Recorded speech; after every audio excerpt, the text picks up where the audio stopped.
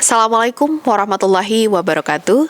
Hai teman-teman, kembali lagi dengan saya Aisyah Khairil dalam series kajian Asyajarah Institute berkaitan dengan perempuan dalam Al-Quran. Pada kesempatan kali ini kita ingin membahas satu tokoh. Nah, kira-kira siapa? Ayo. Ya, pada kesempatan kali ini kita akan bahas tentang Ibunda Siti Aminah binti Wahab bin Abdul Manaf. Nah, pasti teman-teman sudah tahu dong siapa beliau. Ya, benar sekali. Bunda Siti Aminah adalah ibu dari Nabi Muhammad, ya, rahimnya Nabi Muhammad Shallallahu Alaihi Wasallam. Nah, teman-teman, kalau mendengar nama Siti Aminah, ya, pasti kita sangat salut sekali ya dengan kisah beliau. Karena beliau tentunya adalah ibu pilihan ya, yang dipilih oleh Allah untuk melahirkan seorang pemimpin ya yang merubah zaman pada saat itu. Nah, Aminah ini juga dikenal dengan penghulu para wanita zuhroh ya pada zamannya. Jadi beliau merupakan pemimpin perempuan pada masa itu. Oke. Nah, teman-teman, kita perlu kenalan juga dengan ibu beliau ya. Ibu beliau bernama Barrah binti Abdul Uzza bin Utsman bin Abduddar bin Qusay bin Kilab. Nah, ibunya ini juga terkenal dengan sosok yang sangat cerdas dan bijaksana. Teman-temanku semua, Bunda Siti Aminah ini berasal dari keturunan yang mulia ya. Pada saat itu ya, masih zaman jahiliyah ya, Islam belum turun pada saat itu. Dan kita tahu keturunan Quraisy adalah keturunan yang paling mulia ya, nasab yang paling mulia pada saat itu. Dan Siti Aminah merupakan keturunan dari Bani Quraisy. Nah, teman-teman, kita perlu untuk melihat bagaimana sosok Bunda Siti Aminah ketika masa kecilnya. Sehingga kenapa kemudian di saat dewasa Bunda Siti Aminah lah yang dipilih untuk menjadi ibu dari Nabi Muhammad ini. Nah, ketika kecil, Ibunda Siti Aminah ini terkenal sebagai perempuan yang sangat sederhana. Jadi masa kecilnya itu berada di lingkungan Bani Zuhroh ya. Lingkungan Bani Zuhroh dan dekat sekali dengan Mekah. Jadi kesehariannya Bunda Siti Aminah itu ya lihat Mekah ya, kemudian lihat makamnya Nabi Ibrahim ya, kemudian ikut tawaf dengan para taifin gitu kan. Kemudian juga terbiasa juga untuk meminum air zam-zam pada saat itu. Jadi sudah tinggal di lingkungan itu. Dan Siti Aminah punya banyak teman ya, perempuan semasa kecilnya, dan mereka bermain menghabiskan waktu kanak-kanaknya dengan sangat bahagia sekali. Nah, dan di dalam ya ensiklopedia wanita dalam Al-Quran ini dijelaskan bahwa Bunda Siti Aminah ini mendapatkan satu kemuliaan yang dulu sama didapatkan oleh Bunda Siti Hajar. Bunda Siti Aminah adalah perempuan yang pada saat itu diberikan kesempatan berdiri di antara Bukit Safa dan Bukit Marwah. Nah, setelah Siti Hajar pada masanya dulu ya. Nah, kemudian diikuti oleh Bunda Siti Aminah. Nah, teman-temanku semua, ya meskipun saat itu usianya Bunda Siti Aminah sangat muda ya, dan beliau juga tahu bahwa berasal dari keluarga yang mulia ya, dari keluarga Quraisy ya, yang pada saat itu sangat terhormat sekali. Tapi Bunda Siti Aminah ini tidak pernah sombong kepada teman-temannya. Dia tetap memperlakukan teman-temannya akrab dengan lingkungannya, berbaur dengan lingkungannya. Jadi pada saat itu ternyata lingkungan itulah yang juga membentuk karakter dari Bunda Siti Aminah ini. Nah, teman-teman semua, pada saat itu ya, ketika Bunda Siti Aminah sudah masanya mulai menginjak usianya yang dewasa, kalau bahasa kita sekarang dari anak-anak ke remaja ya, atau ke dewasa gitu. Batas seorang perempuan itu harus sudah meninggalkan masa anak-anaknya gitu. Nah, pada kesempatan itu ada satu kisah yang digambarkan bahwa dulu di zaman itu kan banyak ya para rahib ya, kemudian juru-juru ramal, biasa kan masih zaman jahiliyah kan pada saat itu. Jadi ya sukalah meramal-ramal nasib masa depan apa yang akan terjadi, nah gitu. Nah, saat itu diramalkan bahwa akan ada akan lahir seorang pemimpin ya, seorang pemimpin yang akan mengubah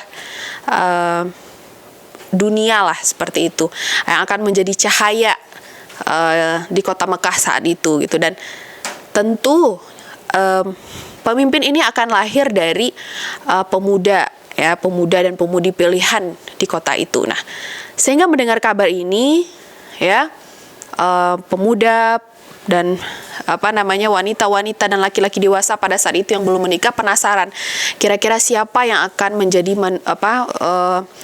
pasangan pilihan untuk melahirkan ya, untuk melahirkan Rasul tadi itu, Nabi Muhammad itu sendiri. Nah, sehingga pada saat itu banyak wanita-wanita pada saat itu yang mengharapkan semoga saya deh gitu, semoga saya yang dipilih, ingin sekali rahim saya yang dititipkan untuk melahirkan pemimpin itu gitu, seperti itu, untuk melahirkan sosok pengubah zaman itu begitu. Nah, namun meskipun banyak wanita yang berharap, kemudian banyak pemuda yang berharap, tapi tentu saja ada kekhususan ya, ada pilihan-pilihan tertentu yang membuat pemuda dan pemudi ini pantas untuk dipasangkan. Nah, pada saat itu ya ada satu kisah, ayahnya Bunda Siti Aminah ini membawa Siti Aminah ke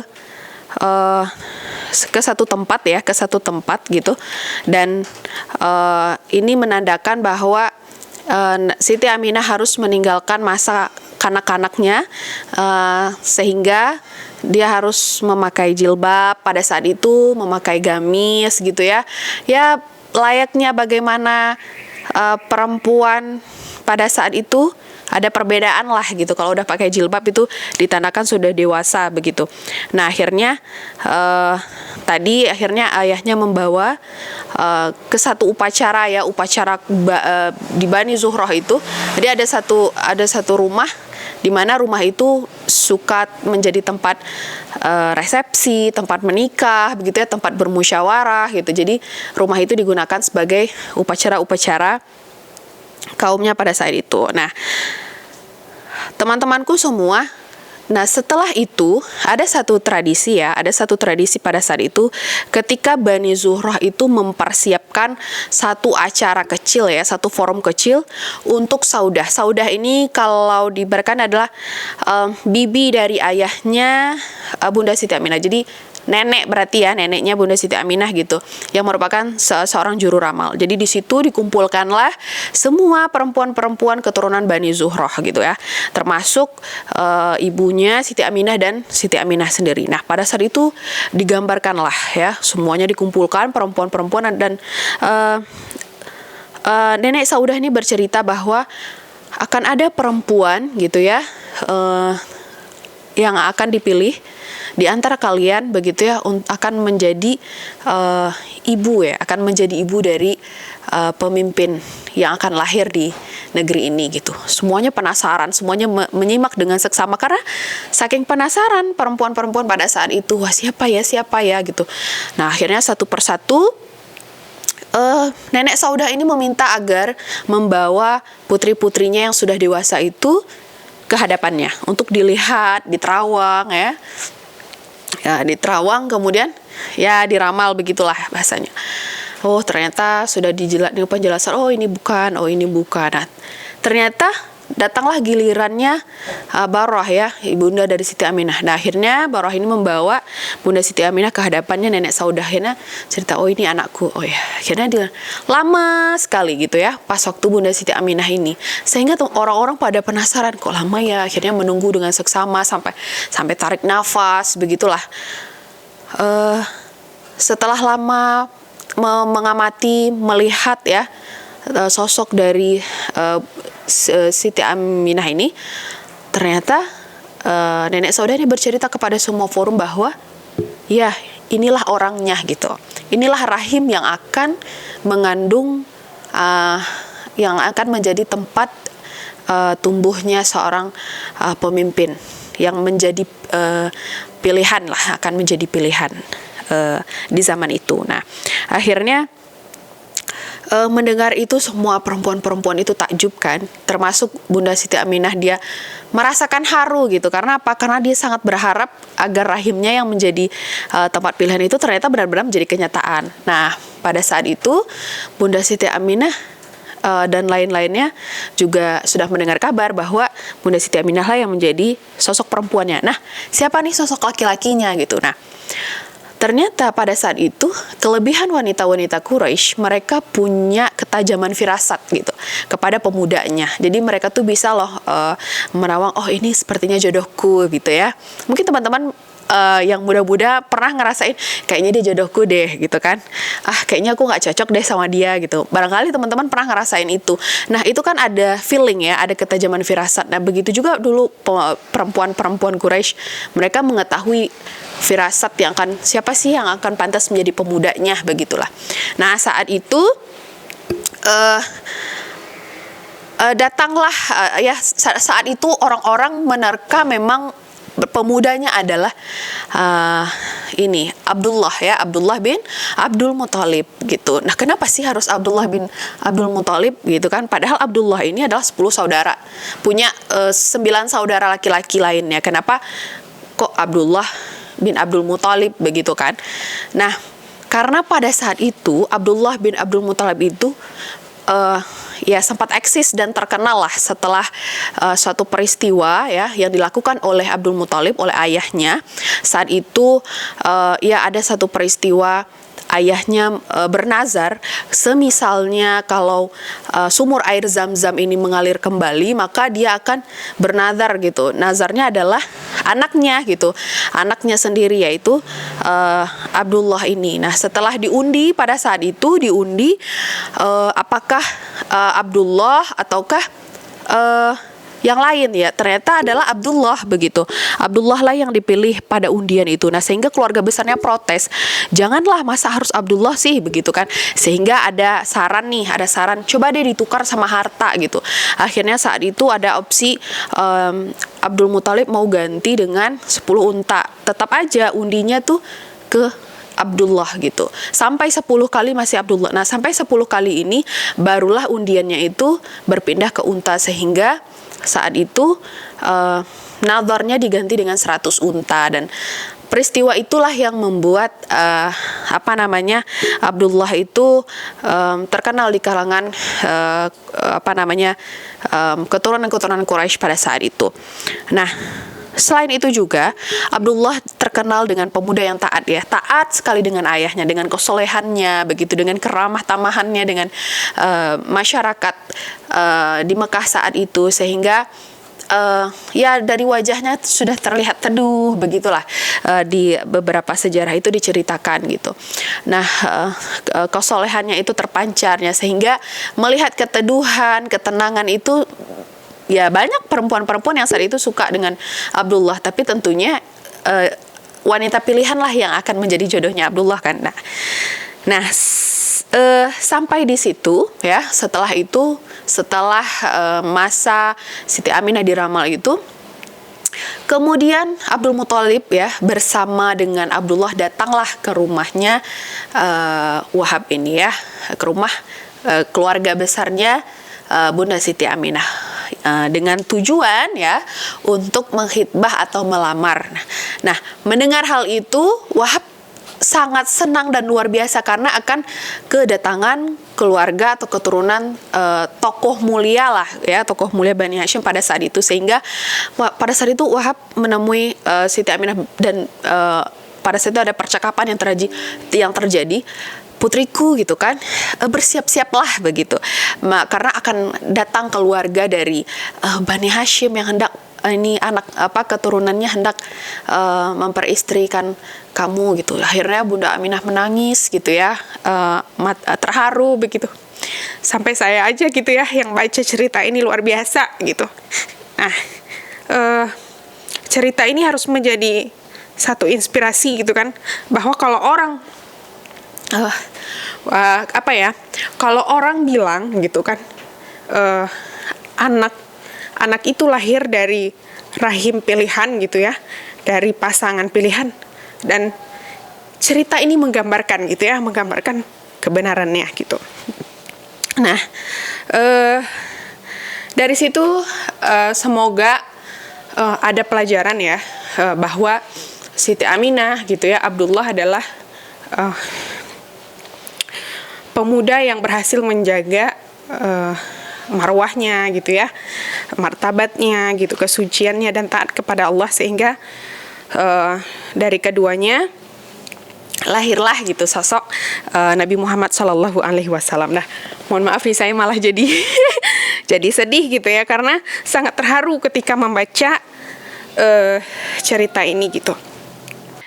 Nah, akhirnya keduanya menikah ya. Setelah pertemuan itu mereka menikah, dan akhirnya setelah menikah Abdullah melanjutkan karir seperti Abdul Muthalib, menjadi seorang pedagang gitu ya, berdagang dari Mekah ke Madinah. Dan kemudian pada masa itu juga Siti Aminah mengandung Nabi Muhammad. Nah, tapi qadarullahnya saat itu dalam perjalanan pulang Abdullah wafat gitu dan dimakamkan di Abwa gitu ya. Dan 6 tahun setelah itu pun Siti Aminah ya juga wafat gitu, wafat. Dan di situ kita tahu bahwa dari hamilnya sampai kemudian 6 tahun Nabi Muhammad setelah lahir, kita melihat bahwa ada perjuangan luar biasa dari Bunda Siti Aminah ya, sebagai ya kalau kita bilang single factor lah gitu ya, single parents gitu yang menghidupkan anaknya gitu. Dan itu patut untuk kita contoh dan kita teladani dan kita hargai. Nah, sekarang juga banyak kan kita temukan perempuan-perempuan yang masih muda, mungkin yang ditinggal suaminya, mereka tidak pantang menyerah untuk terus mendidik anaknya gitu ya, memberikan kasih sayang kepada anaknya.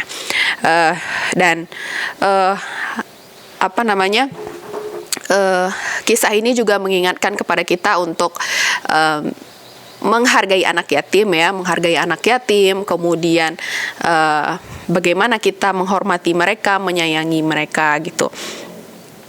Dari kisah ini sebetulnya ada satu ayat yang perlu kita ingat bersama. Bismillahirrahmanirrahim. Alam yajidka yatiman fa'awa. Surah Ad-Duha ayat 6. Di situ menerangkan bahwasanya benar ya, keadaan Nabi Muhammad itu betul-betul dalam keadaan sebagai seorang anak yatim. Tetapi Allah tidak pernah meninggalkan ya kehidupan beliau itu serta-merta sendiri gitu. Tapi ada lingkungan yang mengasuh Nabi Muhammad. Ada ibu pengasuhnya, ada kakeknya, ada pamannya, dan masyarakat di sekitar itu. Nah, ayat ini juga, kisah ini ya juga menjelaskan kepada kita bahwa penting bagi kita untuk memperhatikan, menyayangi anak-anak yatim di sekitar kita gitu. Nah, begitu juga yang dijelaskan dalam surah Al-Maun. Bismillahirrahmanirrahim. Ara'aital ladzi yukadzibu biddin fadzalikal ladzi yad'ul yatim. Dan kita tidak boleh menghardik anak yatim, bahkan sangat-sangat dilarang. Nah, mungkin hanya itu yang bisa kita sharingkan pada hari ini. Semoga ada ibrah yang dapat kita ambil bersama dari kisah inspiratif Bunda Siti Aminah binti Wahab ini. Sekian, terima kasih. Assalamualaikum warahmatullahi wabarakatuh.